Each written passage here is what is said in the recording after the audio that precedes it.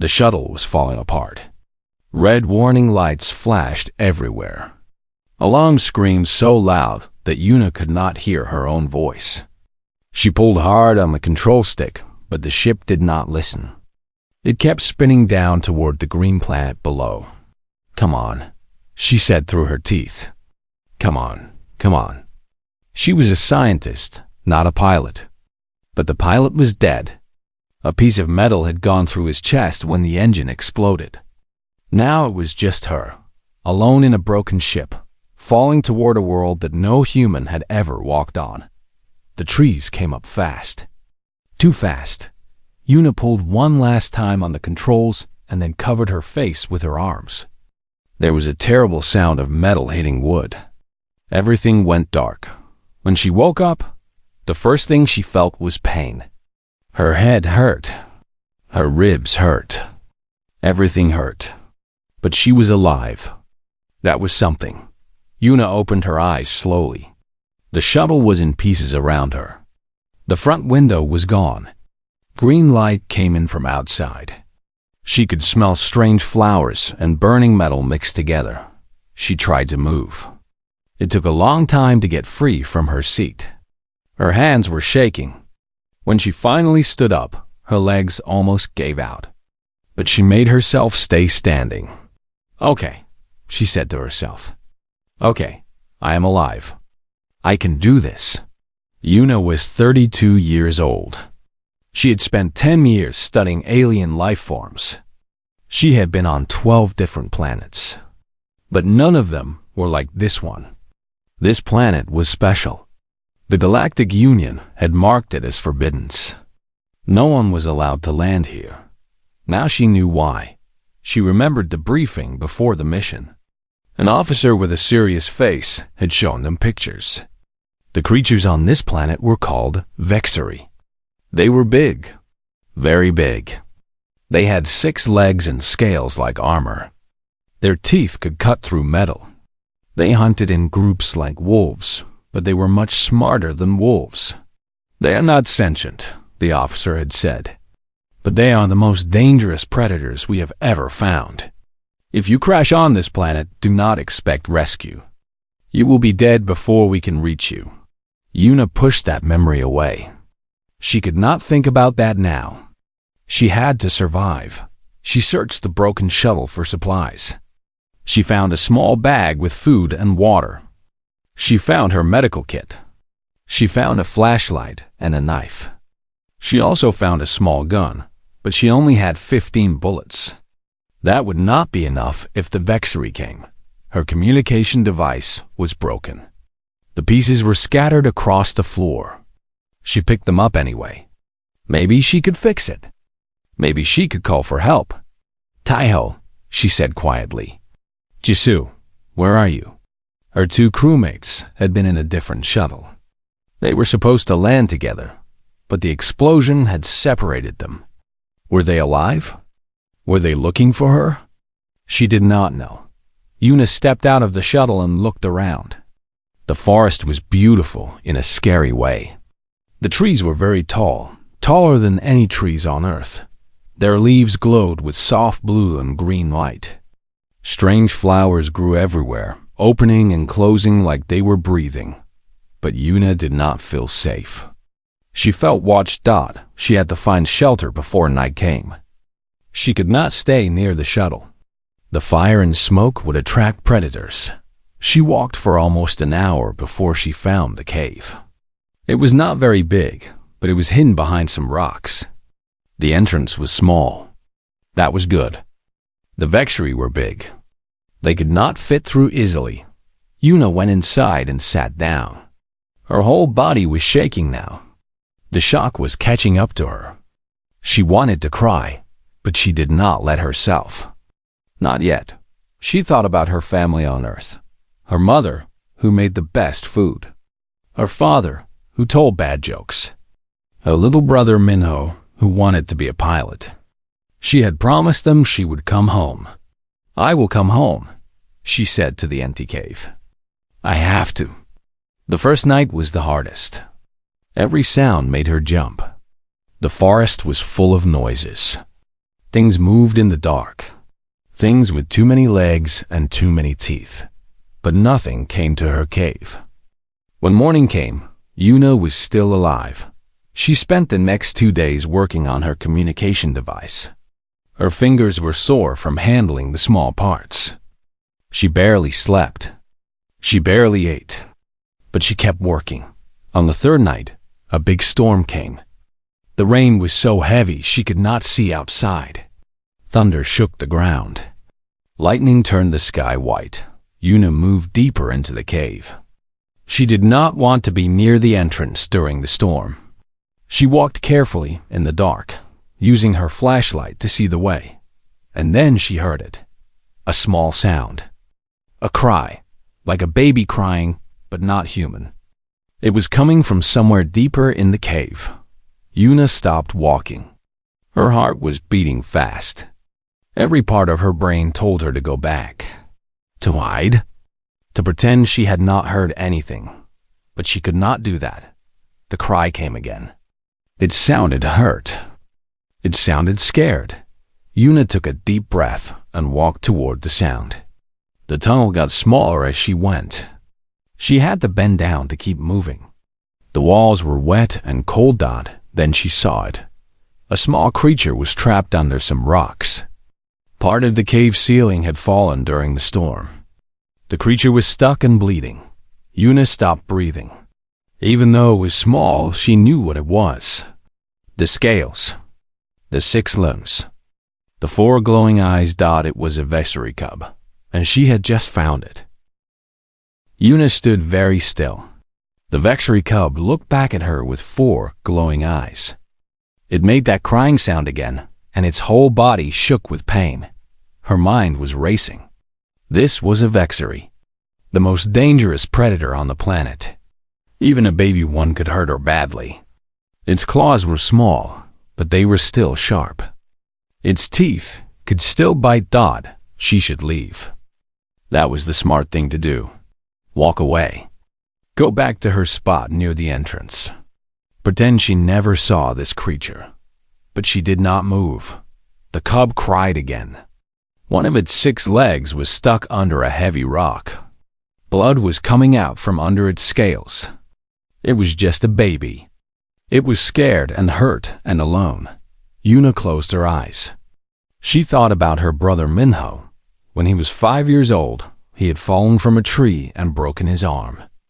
She still remembered his face, full of tears and fear. She had held his hand all the way to the hospital. This cub looked at her the same way Minho had looked at her that day.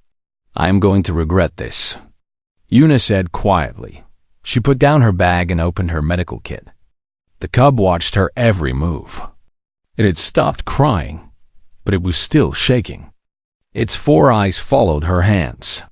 "It is okay," Yuna said in a soft voice. "I am not going to hurt you. I want to help." She knew the creature could not understand her words.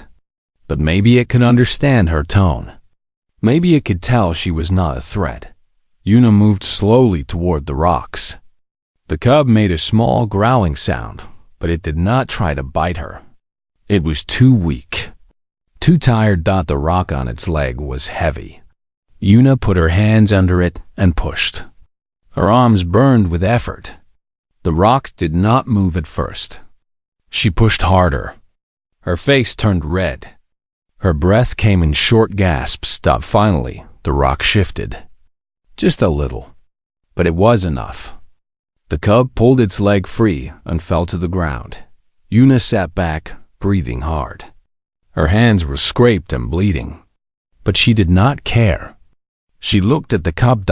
Its leg was in bad shape. The bone might be broken. There were deep cuts all over its body. If she did not help, it would die.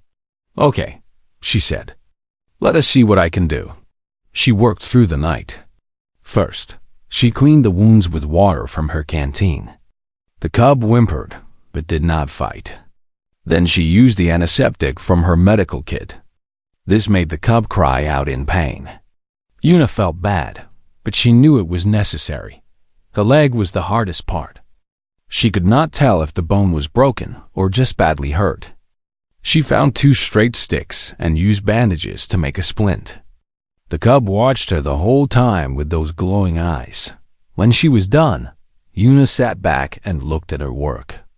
It was not perfect. She was a scientist, not a doctor for animals.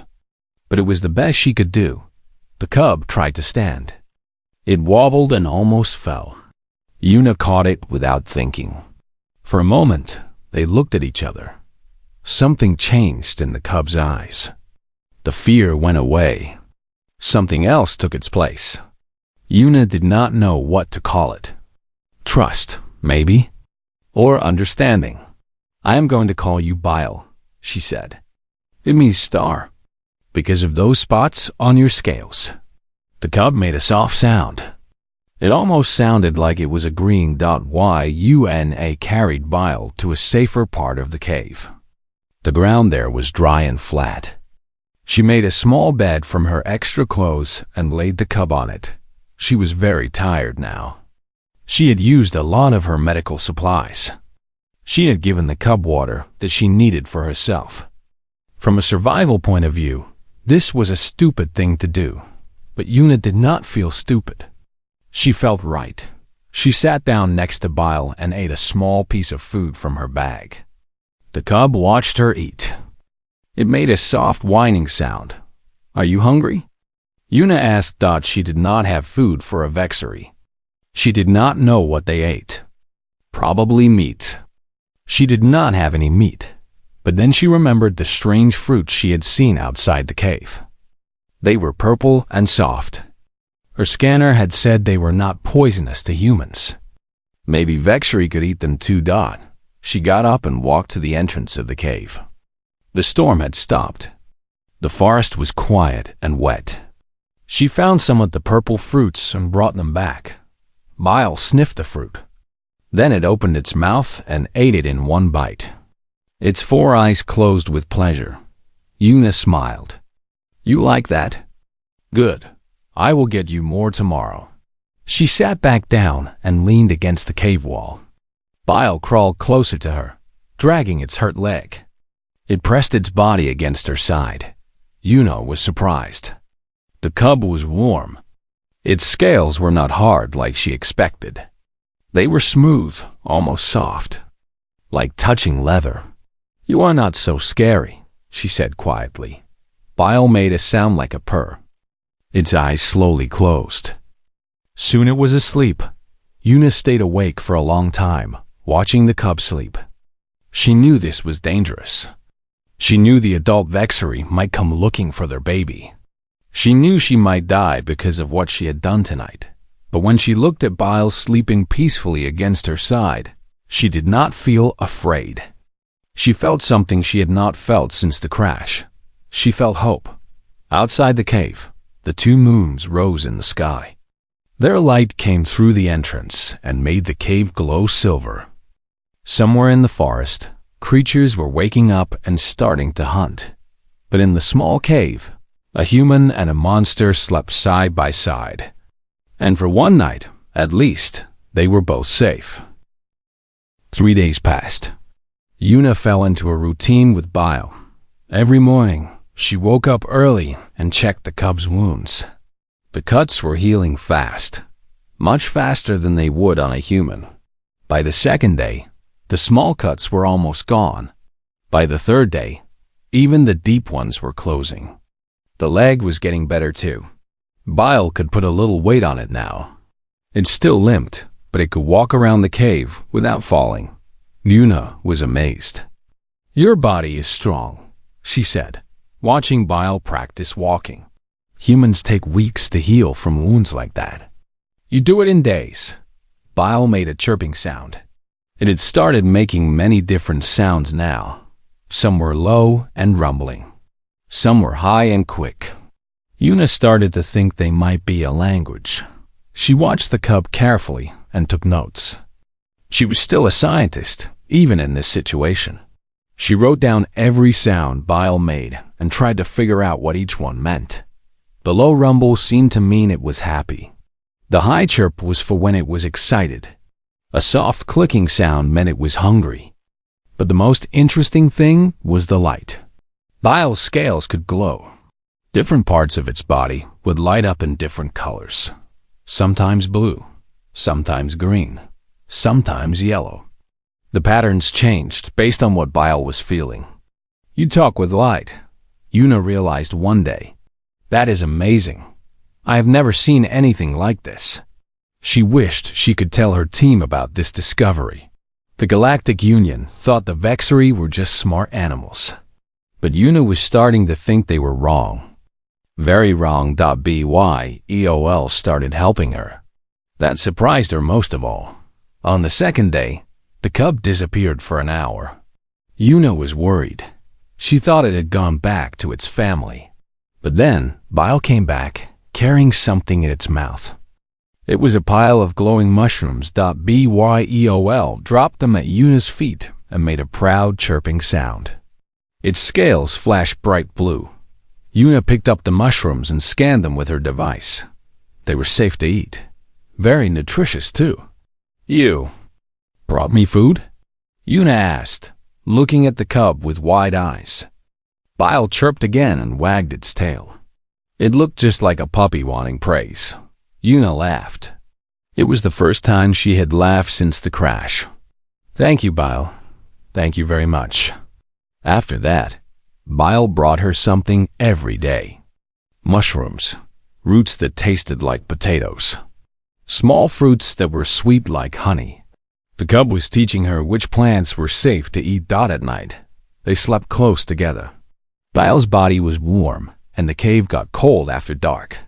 Una would lean against the wall, and Bile would curl up next to her. Sometimes the cub would put its head on her lap. It felt strange. This creature was supposed to be a monster. Its family was supposed to be the most dangerous predators in the galaxy. But here it was, sleeping like a kitten in her arms. Una kept working on her communication device.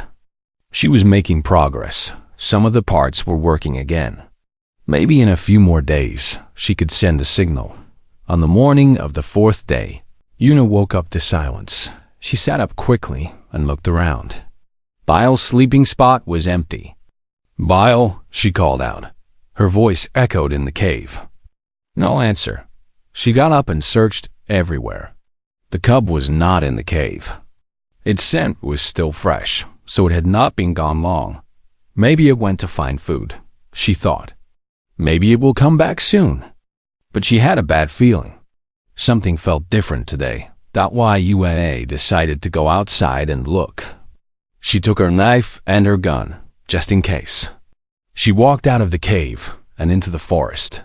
The morning was quiet. Too quiet. Usually, the forest was full of sounds. Birds singing, insects buzzing, small animals moving in the bushes. But today, everything was silent. Una stopped walking. Her heart started beating faster. Something was wrong. She turned around to go back to the cave, but she stopped. There was something in the trees ahead of her. Something big. It stepped out of the shadows. Then another. Then another. Una stopped breathing. The adult Vexery were huge. Much bigger than she had imagined. Each one was taller than her and 3 times as wide. Their scales were dark green and brown, perfect for hiding in the forest. Their 4 eyes glowed like hot metal. There were 8 of them. They came from all directions. From the left, from the right, from behind. They formed a circle around her, cutting off every way to escape. The biggest one stepped forward. It had scars on its face and 1 eye that was slightly darker than the others. It was the Alpha, the leader of the pack. It looked at Una and opened its mouth. Its teeth were like knives, long and sharp and made for killing. It made a sound that shook the ground under her feet. Una reached for her gun with trembling hands. But she knew it was hopeless. 15 bullets, 8 monsters. Even if she hit them all, it would not be enough to stop them. The Alpha stepped closer. Its breath was hot on her face. It smelled like blood and metal. Una closed her eyes. This is it, she thought. This is how I die. She thought about her mother and father. She thought about Minho. She thought about all the things she would never do, and all the places she would never see. The Alpha raised one massive claw. Its scales flashed red, the color of anger. The color of death. And then something small ran between them. Bile stood between Yuna and the Alpha. The little cub looked so small compared to the adult vestry. It was like a mouse standing in front of 8 lions. But Bile did not run. It did not hide. It faced the Alpha with its 4 eyes blazing. The cub's scales began to glow. Colors flashed across its body so fast that Yuna could barely follow them. Blue, green, yellow, white. Bile was talking. It was talking to its pack. The Alpha stopped moving. Its raised claws stayed in the air. Its eyes shifted from Yuna to the cub and back again. Bile chirped loudly. Then it made a long, low sound that Yuna had never heard before. Its scales turned a soft purple color, the same purple as the sunset on Earth.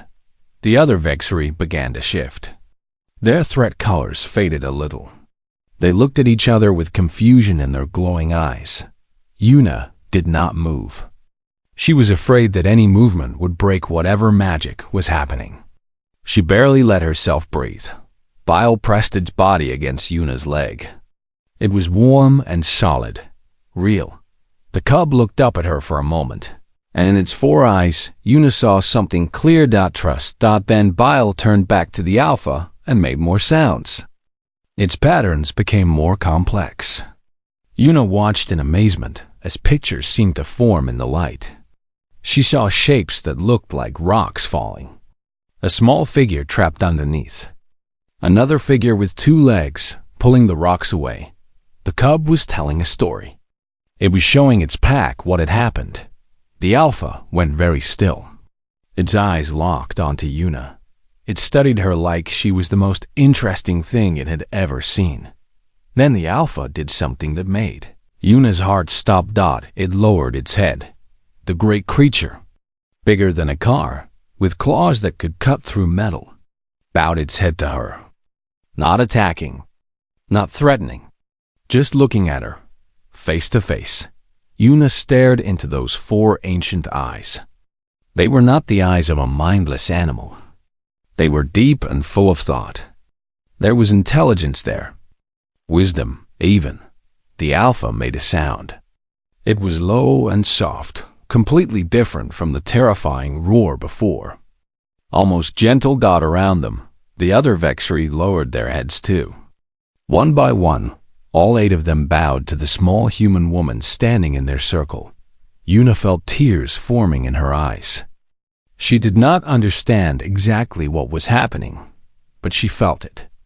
Something old and powerful and sacred. Byel chirped happily and rubbed its head against Yuna's hand. Its scales were shining bright blue, the color of joy. The Alpha reached out with one massive limb. Yuna's body tensed, but she did not run. The huge claw came closer and closer. Then, with impossible gentleness, it touched her shoulder. The touch was light, softer than a feather. The Alpha's claw left a small mark on her jacket, but it did not hurt her at all. Yuna understood. This was a mark, a sign. The Alpha made another sound, and the other vexry began to move back. They opened the circle. They were letting her go, but Bile did not let go of her leg. The cub stayed pressed against her, making small, happy sounds. The Alpha looked at Bile, then at Yuna. It seemed to nod, if such a creature could nod. Then it turned and walked toward the trees. The other vexry followed, but they did not go far. They stopped at the edge of the clearing and lay down. They were not leaving. They were waiting. Yuna finally let out the breath she had been holding. Her legs felt weak. She sat down on the ground right where she was standing. Bile crawled into her lap and made a purring sound. Yuna hugged the cub tight, not caring that it was an alien predator. Right now, it was the only friend she had in the world. What just happened? She whispered. What did you tell them? Bile, of course, could not answer in words. But its scales glowed softly, and it pressed its warm body against her chest. Hours passed.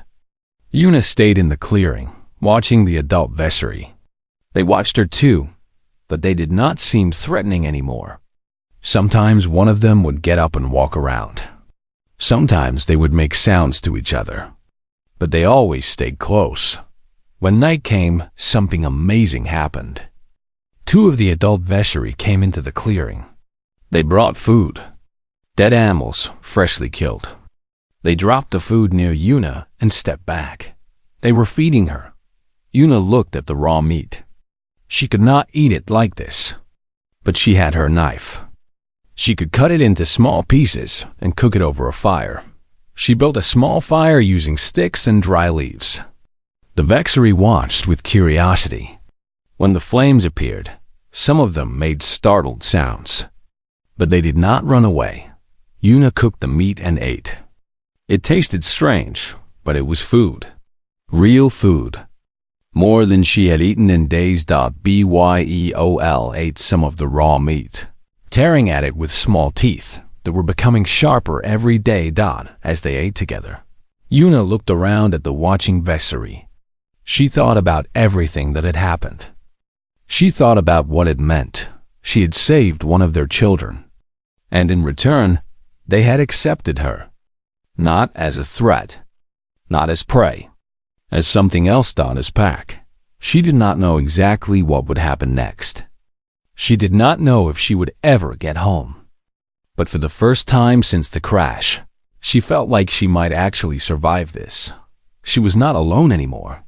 Under the strange stars of an alien sky, surrounded by monsters who had chosen to protect her, Una smiled. Maybe humans and Vessery were not so different after all. Weeks passed. Una lived among the Vessery. Every day, she learned something new. She learned how they hunted, moving through the forest like shadows. She learned how they talked, using sounds and colors that carried meaning across long distances. She learned their names. The Alpha was called Darkscale in her mind. It was the oldest and wisest of the pack. It had seen many seasons and many battles. Sometimes at night, it would sit near Una and make patterns of light that told stories. Stories of hunts and wars and great journeys. Una realized these were not just stories. They were history. The Vessery were passing down their knowledge through light from parent to child. For thousands of years, one night, Darkscale showed her something incredible. A story from long ago. Pictures of Vessery, but different. They wore strange objects on their bodies.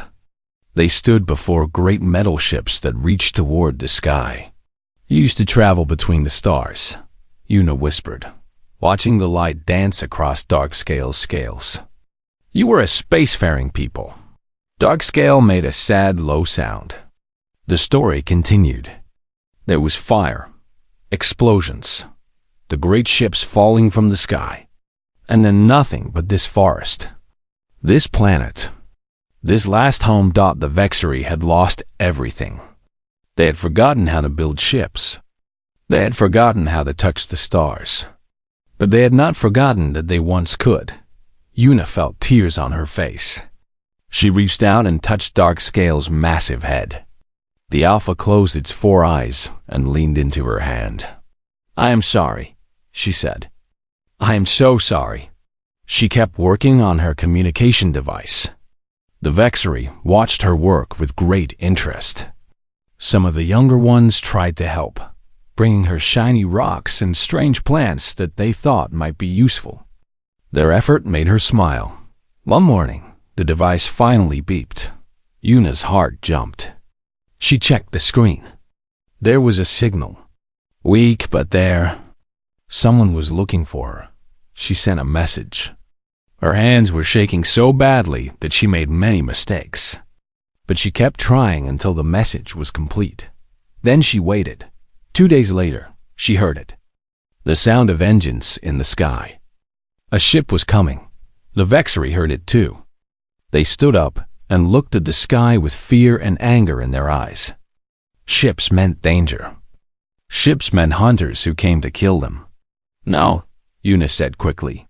She ran to Darkscale and stood in front of the Alpha. "They are friends. My pack. They will not hurt you." She did not know if Darkscale understood her words, but she made her voice calm. She kept her body relaxed. She showed no fear. Darkscale looked at her for a long moment. Then the Alpha made a low rumbling sound to the others. The pack sat down. They would trust her. The rescue ship landed in the clearing. The doors opened and people ran out with guns ready. Una recognized them immediately. Taiho was first. His face was thin and tired, but his eyes lit up when he saw her. "Una, you are alive!" Jisoo came right behind him. "We searched everywhere. We thought you were dead." They ran toward her and stopped. Their faces changed when they saw the Vexery. 8 massive predators sitting calmly around a small human woman. Taiho raised his gun. "Get away from her." "No." Una stepped in front of him and pushed his gun down. "Do not shoot. They are not dangerous. They are my friends." Taiho looked at her like she had gone crazy. "Friends?" "Una, these are Vexery. They kill everything that moves." "They saved me," Una said firmly. "They fed me. They protected me. They are more than animals, Taiho. They are people." Bile walked up to Una and pressed against her leg. The cub looked at the humans with curious eyes.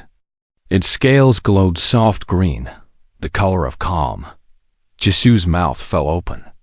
"Is that a baby one? And it is not attacking?" "This is Bile," Una said. "I saved its life, and it saved mine." For a long time, no one spoke. The soldiers behind Taiho and Jisoo kept their guns up, but they did not shoot. Something in Una's voice made them wait. Finally, Taiho lowered his weapon. "You need to tell us everything." Una told them. She told them about the crash, the cave, the wounded cub. She told them about the language of light and sound. She told them about the ancient stories and the lost ships. The Galactic Union was wrong, she said at the end. The Vexery are sentient. They have culture. They have history. They have laws. This planet should not be colonized. It is their home. Taiho rubbed his face with his hands. "The Council will never believe this." "Then I will make them believe," Una said. Her voice was strong. "I will show them the proof. I will fight for these people. I owe them my life." It took months of work. Una went before the Galactic Union Council and presented her evidence. Videos of Vexery communication. Analysis of their light language. Records of their ancient history that many people did not want to listen. Some called her crazy. Some said she had spent too much time alone and lost her mind. But slowly things changed. Other scientists came to study the Vexery. They confirmed everything Una had said. The creatures were not animals. They were a fallen civilization trying to rebuild. The planet was reclassified as protected. No colonies would be built. No hunters would come. And when the Vexery delegation traveled to meet the wider galaxy for the first time in thousands of years, they made one request. They wanted Yuna. She stood before the council with Darkscale and Bile at her side. The Vexery had made her their official voice. Their bridge between worlds. An old council member looked at her with narrow eyes. "Why you? What makes you special?" Una smiled and put her hand on Bile's head.